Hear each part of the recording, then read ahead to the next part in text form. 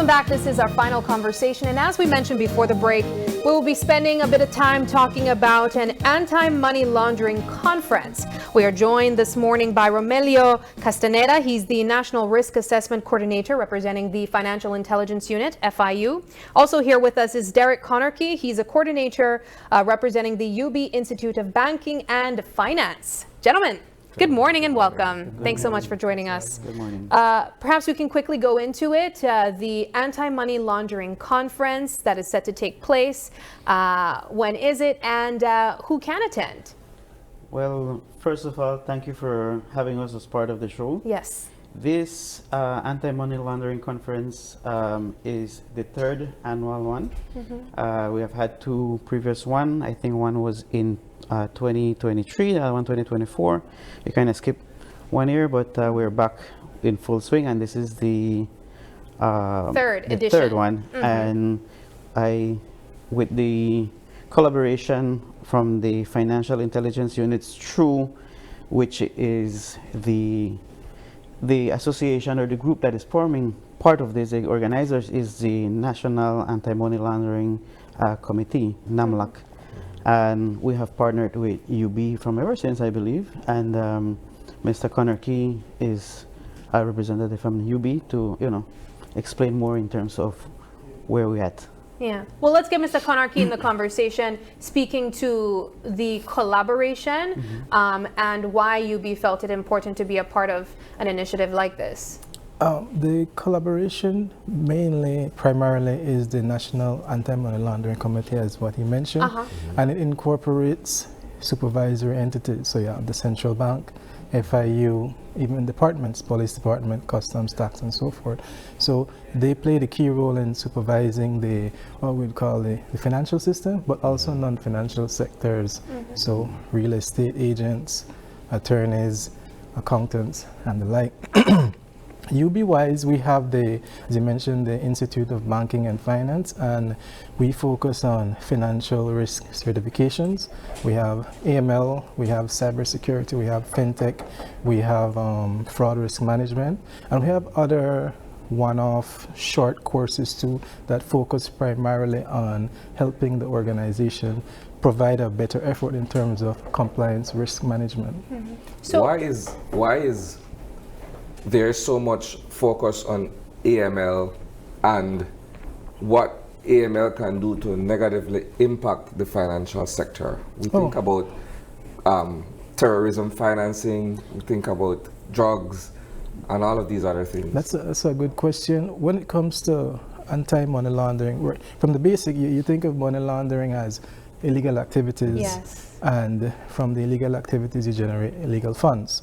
So the idea is that as much as possible, try to prevent or manage, because when it continues, it affects us in two main ways. One, businesses are then competing with illegal activities, so naturally it will put a strain on the honest businessman. And secondly, once the country itself continues to have a bad financial reputation, it affects us with our international opportunities, funding, and different areas that affect the financial system. So we think of like correspondent banking and all these other things. And just to add to what Mr. Conarkey mentioned is that when we look at Belize on a whole, we are not only mandated by our local laws, but we have to be in tune with the international standards, which is the FATF standards, which is the Financial Action Task Force, which is the international body who make sure that they make recommendations for countries to be, one, in technical compliance in terms of their rules and regulations. We look at their recommendation, we make amendments to our local laws, and also they look at the how effective, the second part of it, the effectiveness. You could have the best laws set in books. How effective are we monitoring up in the application of these rules and regulations? So the conference gears us to make sure that we have looked, first of all, at the previous assessments. We look at the mutual evaluation, we look at the results. This conference kind of put everything on the table and looks at the results. How effective are we in terms of technical compliance? How effective are we in terms of the implementation of those? And how do we do a follow-up on those recommendations that they have marked as, where we're inefficient in terms of following up. And I guess the previous sessions, they were looking also at how this new technology, artificial intelligence, cyber transactions in terms of doing what we call the VAS, which are the virtual assets, people who conduct stuff like that. We want to hone in on those and see how effective their anti-money laundering regime is. Are they following their own protocols? Do they have a compliance officer? Do they have things in-house? And those things in-house relate to Belize, as in the national scheme of things. So. How is Belize keeping up in terms of, one, adhering to certain international standards where financial action and transactions are concerned? We have in the past risk assessment, and we had the mutual evaluation reports. There's a section of FATF who monitors us in the Caribbean, which is the CFATF. We look at them and they make our assessments. And then Belize, we're proud to say that Belize has been one of the highest ones in the hemisphere, in the section with the highest ratings in technical compliance.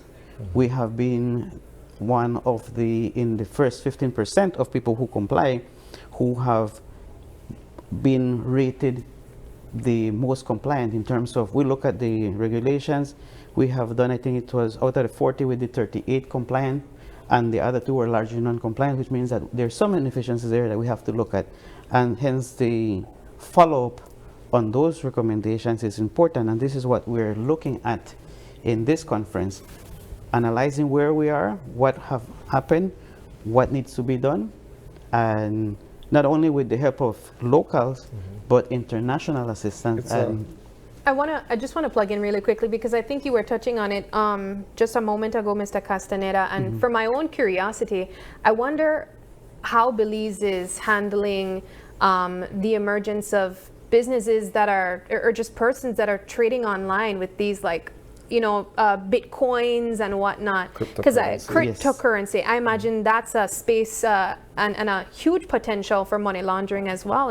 Yes, and I don't know if you guys had received a copy of the agenda, but let me quickly, on the final day of the event of the conference, turns towards operational effectiveness, meaning that we're improving the quality and strategic use of suspicious transaction reports, dealing with enhanced due diligence, dealing with different types of fraud typologies, and this includes AI and cyber security tools responsibility. So while this might be something that is out in the market for some time, in the international market, Belize is relatively new to it. Yeah. And it almost feels like we're a little bit scared to tap into it, though. I don't know. I think to some extent, the fear of not knowing what it is kinds of put that blockage. But there are so many people in Belize doing it. Yes. Trading online. And this is where UB has been efficient, and they have been integrating their courses so that not only the FIU or the Financial Services Commission or the Central Bank or the major competent authorities, not only they are doing their, but UB is also engaging in training. Yeah. Mr. Conakry, I see you smiling. Are you teaching us how to? When it comes to the technological part, as you mentioned, there's this vast advancement in technology, and very, in a positive way too, it also means our financial transactions and our financial journey and experience, especially banking, has become convenient, right? But with every innovation, there's also challenges, and that is where the cyber security or the security aspect of it comes in.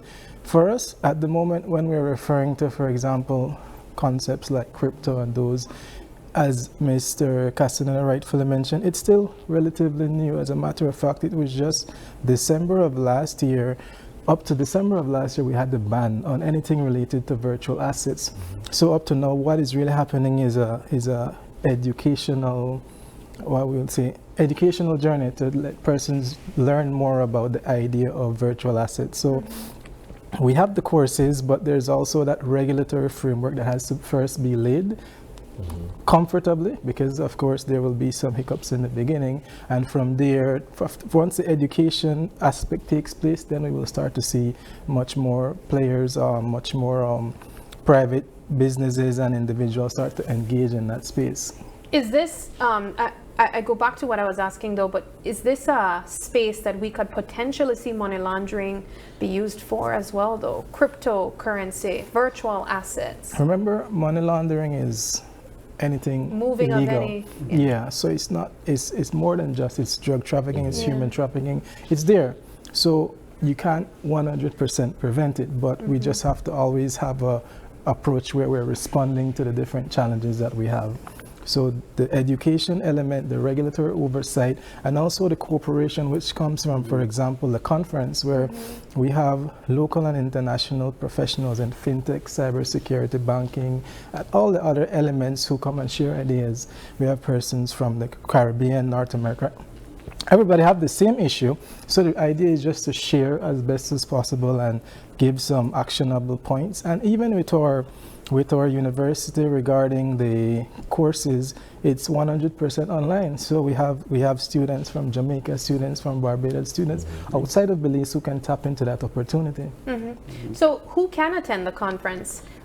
It seems this is an opportunity for even younger people interested to learn as well. Yes. Before we get to that, you know, the traditional way of what we used to think about money laundering and the predicate offenses leading on, because not everything is money laundering. They might have logging, right? It might be a predicate offense, but what do you do with it at the end of the day? So when we look at activities like that, we move away from what the traditional course of money laundering was and looking at the financial institutions. So the rules, the recommendations look at financial institutions, which is FIs, and another sector which is called the DNFBPs, which is the designated non-financial business and professions. So we have seen that they're moving away from processing anything that has to do with money laundering from banks and credit unions, and we look at casinos, we look at car dealers, we look at real estate, and all of those other sectors have some sort of interaction dealing with cryptocurrencies, dealing with online transactions. So this is where we are. We are trying as much as possible to see where the regulatory framework is. We have our work cut out ahead of us, because you know, these threats, they evolve. I saw, you know what, Digicel has a big billboard that says threats evolve, so do we. And that is a perfect slogan, because these things happen and we have to keep up with what is going on with the emerging trends. So, well, gentlemen, we do have to wind down the conversation, unfortunately. So I'll ask once more, how can persons attend the conference and the period? Most of the attendants are, like I said, the financial institutions and people dealing with the non-financial sector. Okay. We have sent out, the Financial Intelligence Unit have sent out invitation to all these sectors. If you, as a civilian, want to attend, I think we can still, there's space available, because we, compared to the previous ones, we're looking at 300 and we went to 500 participants. This year around, we're aiming for 900. So there's space for virtual attendance, and there's space also for in-persons. And this will be happening on February 23rd, 24th, and 25th at the Belize Civic Center. And everybody's invited. If you're really interested, you can contact the FIU office and we can see how we can fit you in, because it is an issue of national importance. Yes. You have to pay to attend? Yes, there is a fee. I'm not familiar, I don't remember all the fees, but So I think We can pull back up the flyer once more to see if there's a fee associated with the event. I know there was an early bird special, but I don't recall. Yes. Or you can just check out the website Yes, and definitely. it's $550 in person, $350 virtually, 500 group rates. Yes. And all right, for more information, you can reach out to the FIU. Gentlemen, thank you so much for joining us, and we wish you guys all the best. Thank you for having us here. All right, well, we do have to wrap things up at this time. Isani, it's been a jam-packed show, and we want to say thank you to everyone who joined us this morning, and also you guys for tuning in with us. It is February 2nd, and if you're celebrating a birthday today, happy birthday to you. If you'd like to give a birthday shout out, or if you have any questions, comments, or concerns, you can send us an email at oie@channel5belize.com. You can also catch us on Facebook, that's Open Your Eyes BZ, as well as Instagram for behind the scenes contents, that's OIE Belize. You can even call us or text us on our OIE phone number, that's 675-2555.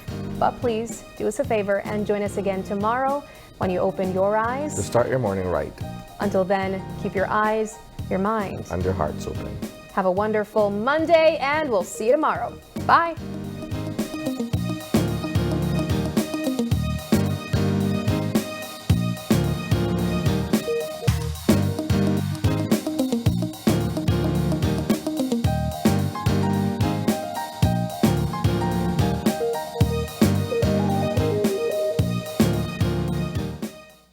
Open Your Eyes was brought to you by the Belize Bank, our country, your bank, and Smart, bringing people together.